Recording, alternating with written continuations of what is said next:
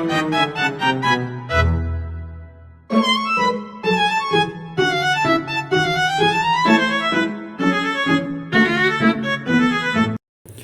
Assalamualaikum warahmatullahi wabarakatuh. Selamat malam teman-teman dan dosen pengampu mata kuliah Statistika Penelitian.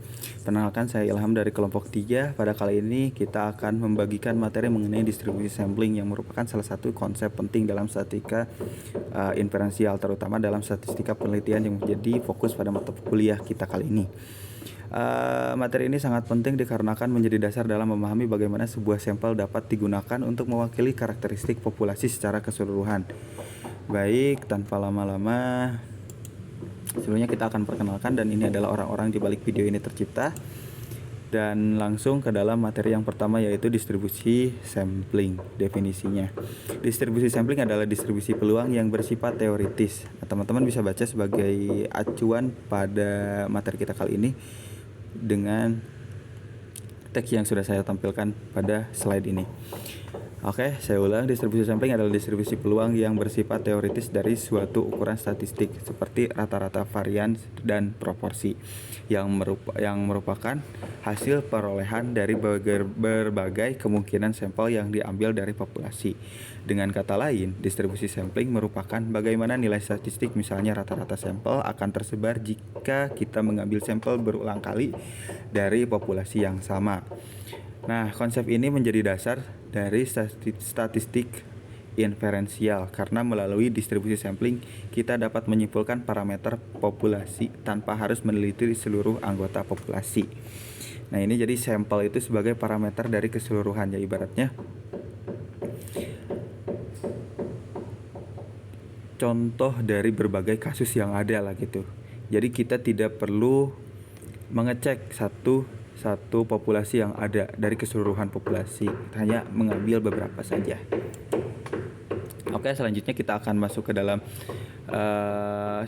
distribusi sampling rata-rata sebagai materi yang pertama kita kali ini, yaitu pada bagian ini menggunakan rumus standar error rata-rata sebagai berikut. Teman-teman, disclaimer dulu bahwasanya ini adalah rumus keseluruhan, namun yang kemungkinan akan menjadi rumus dalam perhitungan kita kali ini adalah yang ini, standar deviasi baku, simpangan baku, dan nilai bakunya ini sebagai rumus akhir dalam menentukan persentasenya gitu.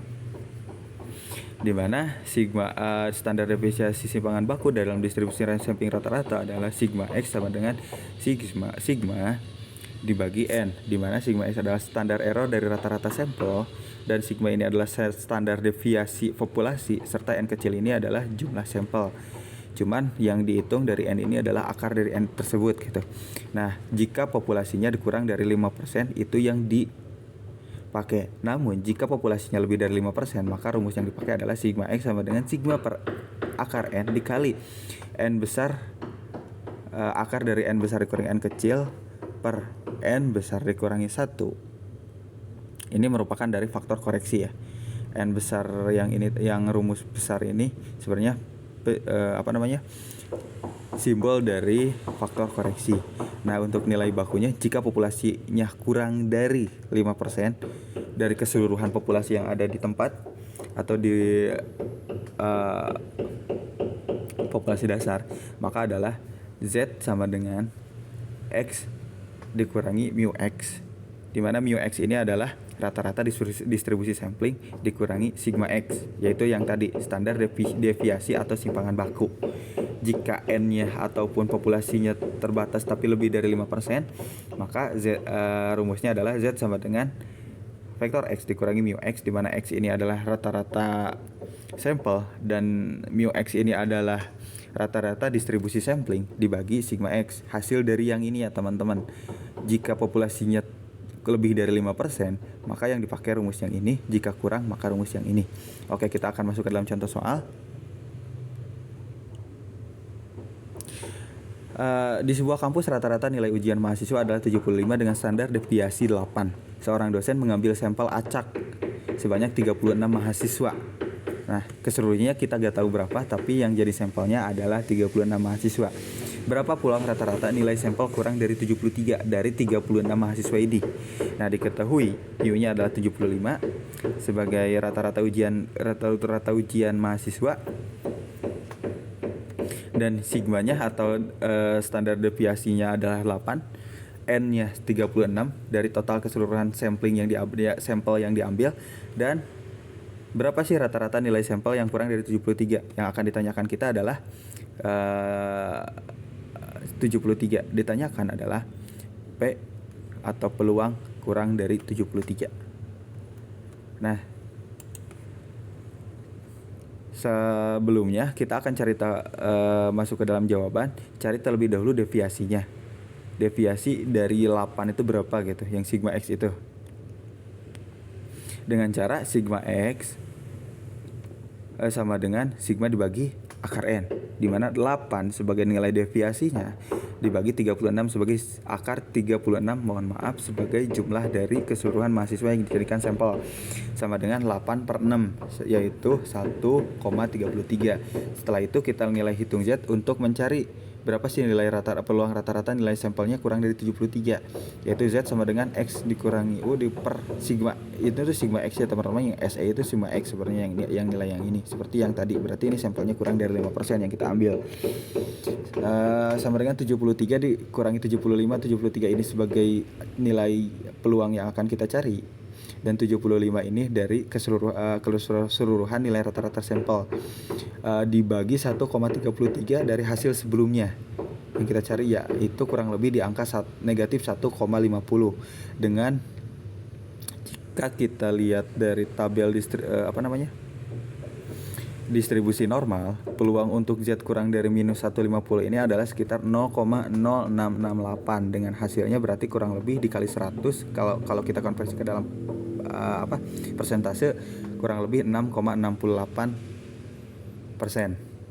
Oke, selanjutnya kita akan masuk ke dalam distribusi sampling selisih rata-rata. Sebenarnya rumusnya sama saja teman-teman, hanya saja yang dijadikan perbedaannya itu ada rumus yang jika teman-teman lupa dengan rumusnya, tapi teman-teman ingat dengan sampling rata-rata, maka teman-teman bisa bandingkan saja atau dikurangi saja kedua data, karena ini adalah selisih antara dua data, maka bisa dikurangi dengan data 1 dikurangi data 2, atau kembalikannya data 2 dikurangi data 1, tergantung mana yang lebih besar gitu teman-teman. Namun ada rumus yang lebih efektif, mungkin barangkali teman-teman suka dengan rumus. Nah, ini rumusnya, nilai bakunya yang ini. Masuk ke dalam contoh. Sebuah kampus ingin membandingkan nilai rata-rata dua kelas A dan kelas B. Berarti rata-rata nilai kelas A adalah 80 dengan standar deviasi 6 dan jumlah sampel ada 36 siswa. Kelas B memiliki rata-rata nilai 75 dari 64 siswa dengan standar deviasi 8. Nah, berapa peluang selisih rata-rata sampling? Berarti X1 dikurangi S2 lebih dari 3. Nah, ini untuk diketahuinya dan ditanyakannya adalah selisih rata-rata sampel lebih dari 3. Untuk standar deviasi, maka teman-teman gunakan rumus ini dengan penjelasan seperti ini dan cari nilai Z-nya seperti ini, yang hasilnya mungkin akan dihasilkan dengan nilai 92,22%. Maka dapat disimpulkan bahwa peluang siswa untuk mendapatkan nilai rata-rata lebih dari 3 itu adalah 92,22%, selisihnya dari dua kelas tersebut gitu. Nah, ini untuk materi yang ketiga mengenai distribusi sampling proporsi. Tadi sebelumnya kita udah bahas tentang sampling rata-rata, terus selisih rata-rata selisih sampling gitu, yang kedua itu, atau ya sampling selisih rata-rata. Kalau yang pertama itu satu data, yang kedua ada dua data dibandingkan atau dicari selisih antara dua data itu. Yang ketiga ini ya beda lagi, yaitu distribusi sampling proporsi. Distribusi sampling proporsi ini adalah distribusi sampling yang statistik sampelnya merupakan proporsi sampel. Notasi dalam distribusi sampling proporsi adalah mu X per N. Oke, kalau tadi mah yang distribusi sampling rata-rata tuh mu X, kalau yang selisih itu X1 dikurangi X2. Nah, kalau distribusi sampling proporsi simbolnya itu mu X per N. Jadi teman-teman bisa membedakan antara ketiga materi itu, yaitu rata-rata pada distribusi sampling proporsi, dan sigma X per N adalah standar deviasi pada distribusi sampling proporsi. Dengan rumus seperti ini teman-teman, jika kurang dari 5% populasinya maka rumus yang ini, jika lebih maka rumus yang ini. Oke, ini adalah contoh soalnya. Di sebuah kampus diketahui bahwa 60 mahasiswa lulus ujian, seorang dosen mengambil sampel acak dari 100 mahasiswa.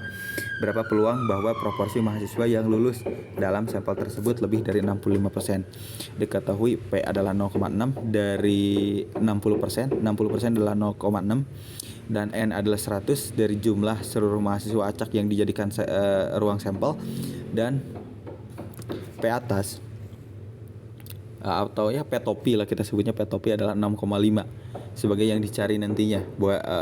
Berapa sih yang akan kita cari itu dengan sampel tersebut dari 65%. Diketahui P dalam kurung P topi kurang dari lebih dari 6,65 atau 65%. Jawabnya cari standar deviasinya.